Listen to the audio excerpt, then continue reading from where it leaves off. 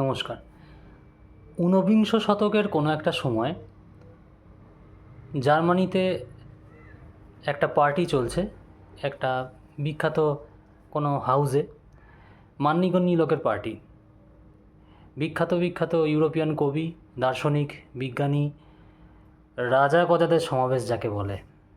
তো সেই সমাবেশে একজন লম্বা মতো ভদ্রলোক অনেকের সাথে কথা বলছেন, যার দেখলেই বোঝা যাচ্ছে চোখ মুখ থেকে ঠিকরে পড়ছে পাণ্ডিত্য।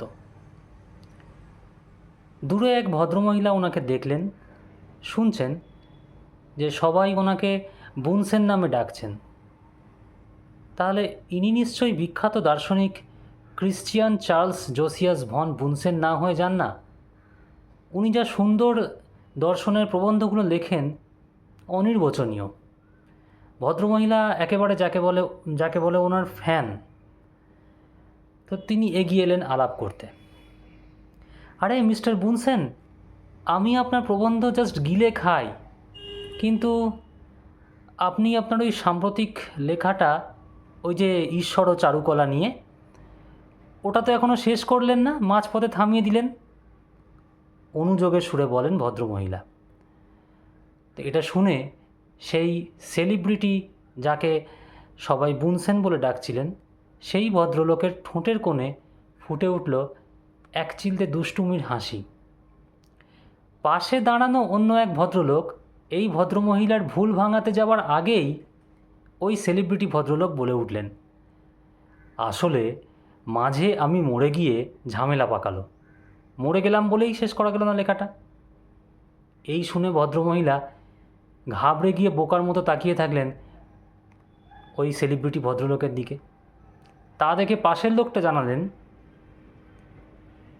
Baron Bunsen, Christian von Bunsen বছরখানেক আগেই প্রয়াত হয়েছেন। ইনি হলেন বিখ্যাত রসায়নবিদ প্রফেসর রবার্ট বুনসেন, যিনি বুনসেন বার্নার তথা স্পেকট্রোস্কোপ যন্ত্রের আবিষ্কর্তা আর একজন আদ্যপান্ত রসজ্ঞ রসায়ন বিজ্ঞানী। রবার্ট বুনসেন জার্মান রসায়নবিদদের রসায়নবিদ যাকে বলা হয়। তিনি 1811 সালের আজকের দিনটিতে, অর্থাৎ 30শে মার্চ জার্মানিতে জন্মগ্রহণ করেন এবং আধুনিক রসায়নের পরীক্ষাগারকে নিরাপদ এবং কার্যকর করার ক্ষেত্রে একটা বিশাল অবদান রাখেন তার নিজের জীবন দিয়ে। সবচেয়ে পরিচিত অবদান হচ্ছে বুনসেন বার্নার, যেটা আজও আমরা পৃথিবীর সমস্ত রকম কেমিস্ট্রির ল্যাবে ইনিশিয়ালি ব্যবহৃত হতে দেখি। এই বুনসেন বার্নার যন্ত্রটা আসার আগে গ্যাসের যে প্রজ্বলিত শিখা, সেটা পরিষ্কার নীল শিখা জ্বলতো না সবসময় এবং নিয়ন্ত্রিত ছিল না, যার ফলে ল্যাবরেটরিতে কোনো কাজ করতে গেলে সঠিক পরিমাণে উত্তাপ দেওয়া সম্ভব হতো না। কখনো কখনো উত্তাপ এত বেশি হয়ে যেত যে বিস্ফোরণ ঘটতে পারত, যেটার সাক্ষী রবার্ট বুনসেনের নিজের জীবনী।